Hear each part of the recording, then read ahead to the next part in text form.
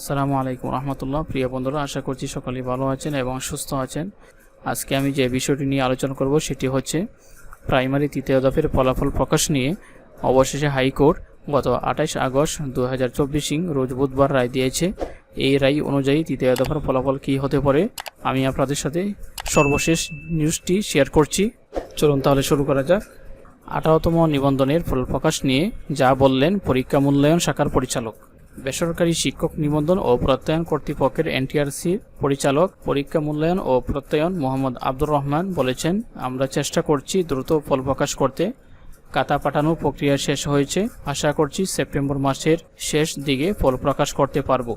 তিনি বলেন, গতকাল বুধবার খাতা পাঠানোর প্রক্রিয়া শেষ হয়েছে। খাতা মূল্যায়নের জন্য পরীক্ষকরা 30 দিন করে সময় পাবেন। যারা আগে খাতা নিয়েছেন তাদের দ্রুত মূল্যায়ন শেষ করে খাতা জমা দেওয়ার আহ্বান জানানো হয়েছে। শিক্ষক নিবন্ধনের বিধিমালা অনুযায়ী লিখিত পরীক্ষা নেওয়ার 60 দিনের মধ্যে ফল প্রকাশ করা হবে। গত 12 ও 13 জুলাই অনুষ্ঠিত 18তম শিক্ষক নিবন্ধনের লিখিত পরীক্ষার ফল সে অনুযায়ী 11 সেপ্টেম্বরের মধ্যে প্রকাশের কথা, তবে তা হচ্ছে না। গত 14 আগস্ট থেকে এই পরীক্ষার খাতা পরীক্ষকদের কাছে পাঠানো শুরু করেছে এনটিআরসি। খাতা দেখতে 30 দিন সময় দেওয়া হচ্ছে। বেসরকারি শিক্ষক নিবন্ধন পরীক্ষা গ্রহণ ও প্রত্যয়ন বিধিমালা 2006 এর সংশোধনী বলা আছে, লিখিত পরীক্ষার ফল পরীক্ষা গ্রহণের 45 দিনের মধ্যে প্রকাশ করতে হবে, তবে অনিবার্য পরিস্থিতিতে সময়সীমা 15 দিন বৃদ্ধি করা যাবে।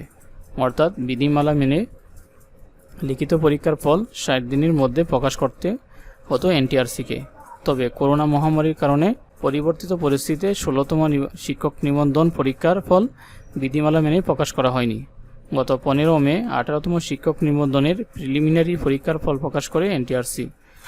এতে গড় পাশের হার 35.80%।